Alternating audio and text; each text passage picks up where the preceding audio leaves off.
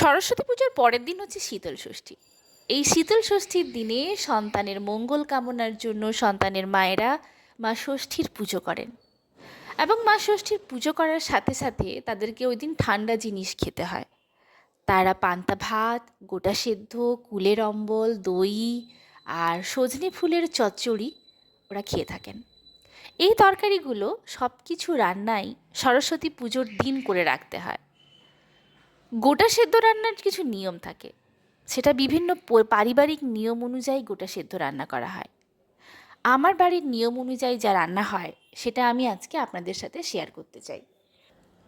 সরস্বতী পুজোর দিন সকালবেলা কালো কড়াই, সরস্বতী পুজোর যে পঞ্চমীর তিথি থাকে সেই পঞ্চমীর মধ্যে কড়াতে ভালো করে ভেজে ওই অবস্থায় জল দিয়ে রেখে দিতে হয়।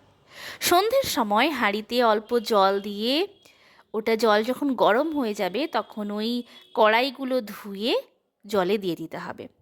তার 15 মিনিট পর গোটা আলু দিতে হবে।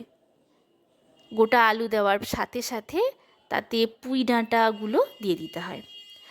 আর তার 15 মিনিট পর রাঙালু অর্থাৎ সুইট পটেটো যোগ করতে হবে।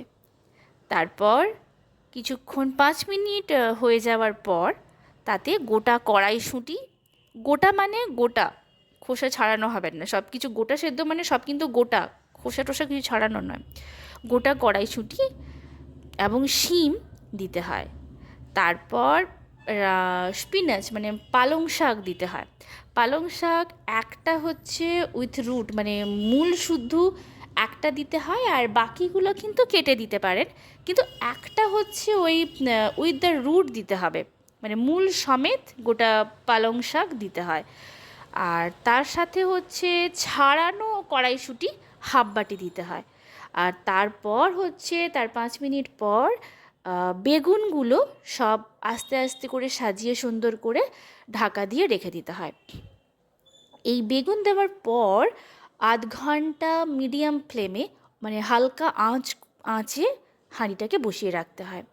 তার মানে আধ ঘন্টার পর ঢাকাটা খুলে বেগুনগুলোকে উল্টে দিতে হয়, মানে ওপরের বেগুনগুলো নিচে দিয়ে দিতে হয় আর নিচের বেগুনগুলো ওপরে দিতে হয়, দিয়ে আবার ঢাকা দিয়ে দিতে হয়, দিয়ে 10 মিনিট মিডিয়াম ফ্লেমে হাঁড়িতে মানে মিডিয়াম ফ্লেমে ওটা রান্না হতে থাকে।